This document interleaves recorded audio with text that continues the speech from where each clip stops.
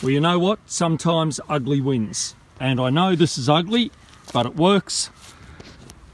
Sometimes the only way you can stop a kangaroo from burrowing under a fence in a certain spot is to staple the bottom wire to a log.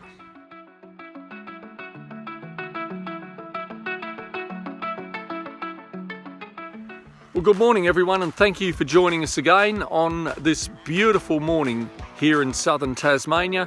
What a cracker of a day we've got. Blue sky out the back there, the cows are loving it, the sun coming down, there's even a bit of springtime heat in it. Even though it's not springtime, we're just coming up to the last month of winter. I guess we don't want to get too carried away, eh? I'm going to cut it short and just say, let's go farming. So we've got May's food here. She's got half a bucket of pellets there, and she's got soy loaf.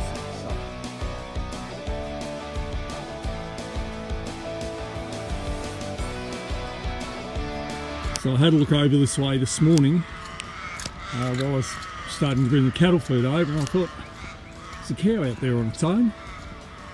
What's that little red thing next to it? And it's a calf, and I really wasn't expecting her to have a calf just yet.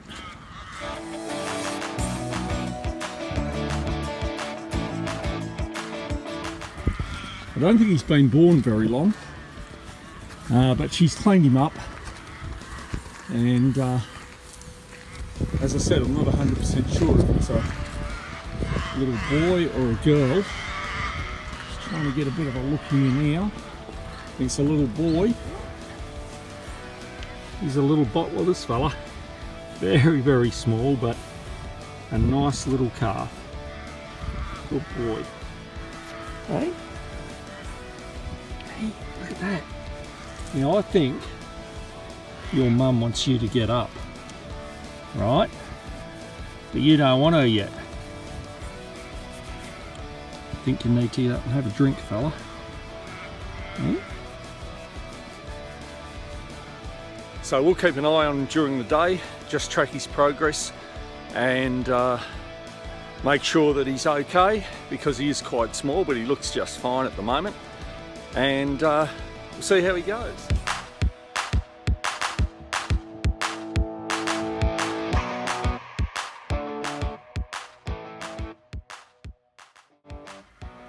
So my first job of the day, as always in winter, is to find a bit of wood down here that we can split and get the fire going with. Look at that, 8:30. And I've still got one lot of cattle to feed yet. I need to be down the road by 9:15 to pick cattle food up. Oh well.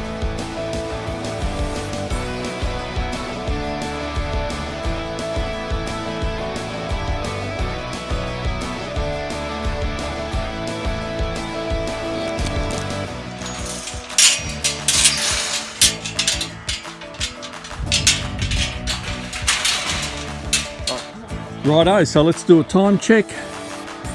It's 8:50.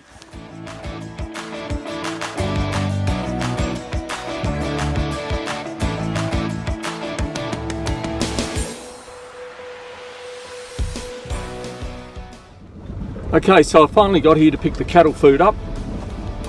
Things didn't go my way. Every traffic light was against me. But we're here now.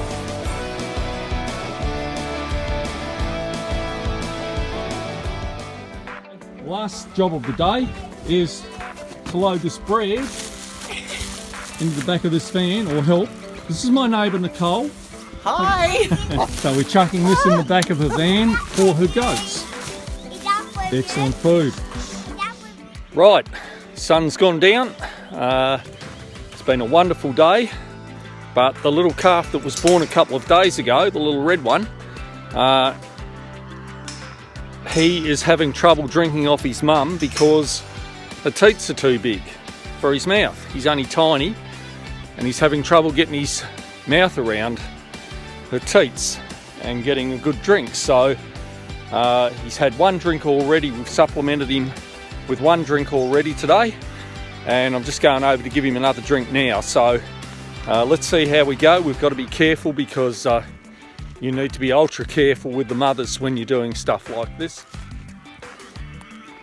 As you can see there, she's got very large teats, and all he's doing is sort of pushing on them and stuff because he's having trouble getting his mouth around them.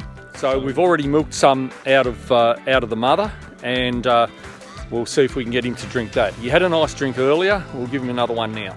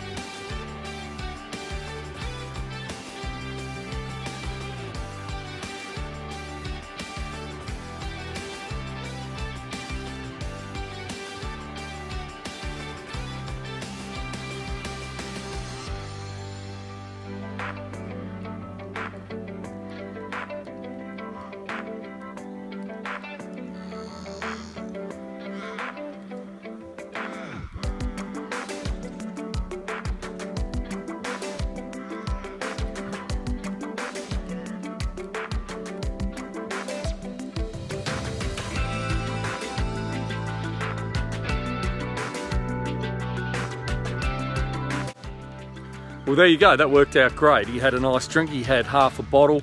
That was great though. But one thing that anyone who is not that experienced with cattle, you need to be very, very careful when you're doing stuff like that, especially with a mother and her calf, because the mothers can get very, very stroppy indeed.